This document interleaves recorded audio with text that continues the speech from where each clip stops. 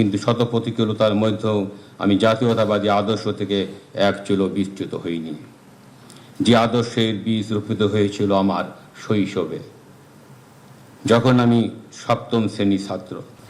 Police সপ্তাহ 2023 উপলক্ষে ঊর্ধ্বতন পুলিশ অফিসারগণের উদ্দেশ্যে মাননীয় প্রধানমন্ত্রীর ভাষণ প্রদান অনুষ্ঠানে উপস্থিত সকলের প্রতি জানাই আন্তরিক শুভেচ্ছা ও অভিনন্দন।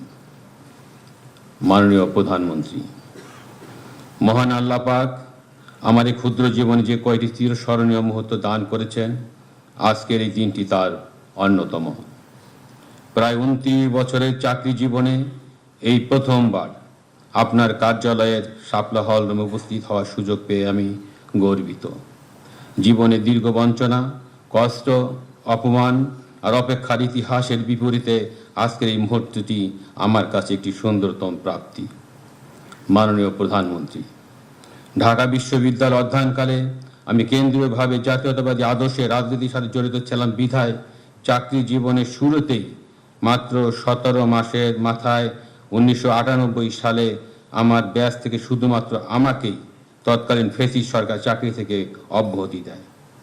এরপর 4.5 বছর শত অনিশ্চয়তা, অপমান আর সীমাহীন মানসিক যন্ত্রণা বয়ে বেরিয়েছি। সমাজের কাছে, আত্মীয় স্বজনের কাছে, এমনকি নিজের পরিবার পরিজনের কাছেও নিজেকে অসহায় মনে হতো। কিন্তু মহান রব্বুল আলামিনের অশেষ রহমতে এবং তৎকালীন মাননীয় প্রধানমন্ত্রী দেশনেত্রী বেগম খালেদা জিয়ার সরাসরি হস্তক্ষেপে আমি পুনরায় চাকরি ফিরে পাই। এরপর পেশাগত জীবনে নিষ্ঠা, সততা আর নিরপেক্ষতার সাথে চাকরি করে গেলেও বিগত ফ্যাসিস্ট আমলের 18 বছর একের পর এক পদবঞ্চনা, অপমান, বৈষম্য আর মানসিক নির্যাতনের শিকার হয়েছি।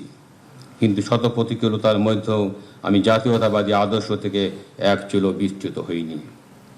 যে আদর্শের বীজ রোপিত হয়েছিল আমার শৈশবে, যখন আমি সপ্তম শ্রেণীর ছাত্র। মাদারীপুরের শিবচরে শহীদ রাষ্ট্রপতি জিয়াউর রহমান বীরোত্তমের আগমনে ধানের শীষের মালা পরিয়ে দিয়ে বরণ করা ছিল আমার জীবনের এক সৌভাগ্য। কালার এক্সপার্ট ডার্ক স্যাপ এবং মাইল্ড অন হ্যান্ডস টেকনোলজি সমৃদ্ধ অরিক্স অ্যাডভান্স ডিটারজেন্ট পাউডার আপনার লন্ড্রি এক্সপার্ট।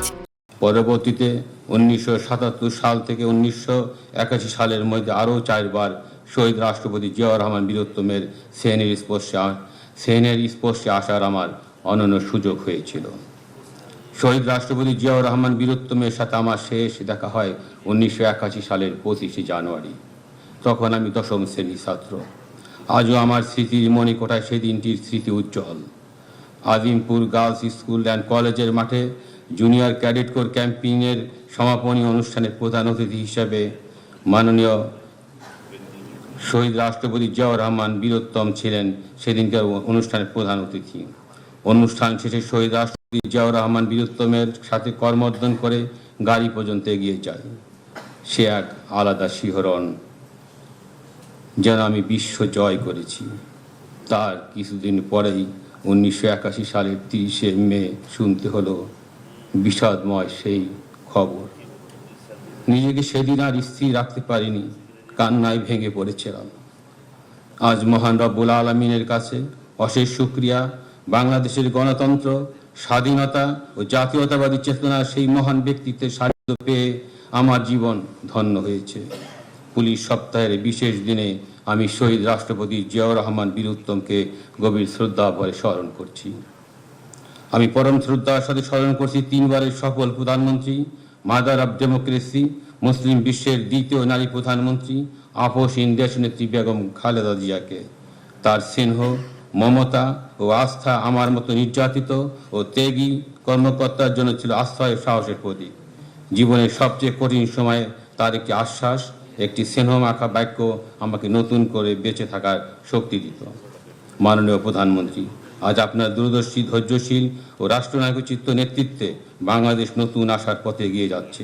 দীর্ঘ সংগ্রাম ও অসীম ত্যাগের মধ্য দিয়ে আপনি জাতীয়তাবাদী শক্তিকে পুনরায় ঐক্যবদ্ধ করেছেন এবং গণতন্ত্র পুনঃপ্রতিষ্ঠার আন্দোলনে নতুন প্রাণ সঞ্চার করেছেন।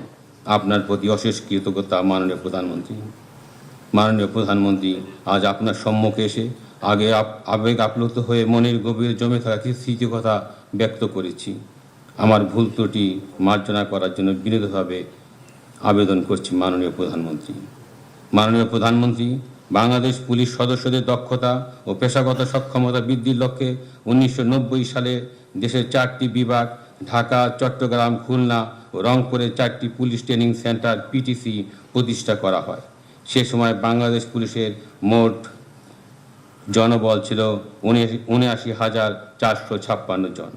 বর্তমানে সংখ্যা বৃদ্ধি পেয়ে 2,18,729 জনে উন্নীত হয়েছে।